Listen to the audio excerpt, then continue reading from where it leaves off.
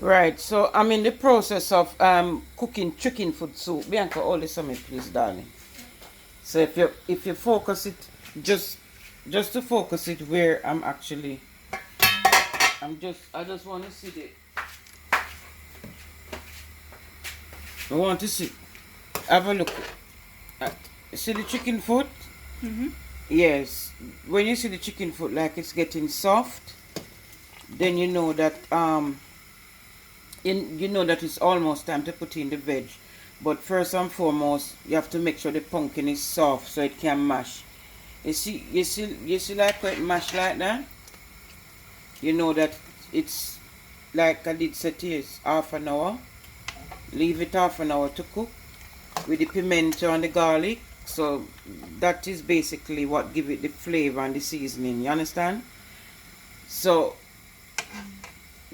the chicken foot is better than meat in the respect that it make it more gummy, more rich. You understand? You're gonna notice when you're drinking the soup a rich flavor to it. So basically that is pre-cooked. You understand? So come over here now. What I've done, come come over this side. Yeah. What I've done now, I've cut up carrot, chocho, and the turnip. I've cut them up and washed them. You understand? So in another 10 minutes or so, I'm gonna put this in the pot. Then, like I said, it's three different stages. So this is going to go in second, and then I'm gonna leave these, the sweet potato and the yam and the dumplings for the third stage. Then I'll put my noodles, and I prefer the cock soup flavor. I prefer this one because it gives the soup a better flavor. It's not just chicken noodle. It's got a variety of different spices, mixed herbs, and I normally use the grace one. You understand?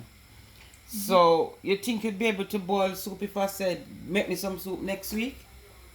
Yeah. So Yeah, good. what would be the first thing you would do? Because obviously I explained earlier. The water.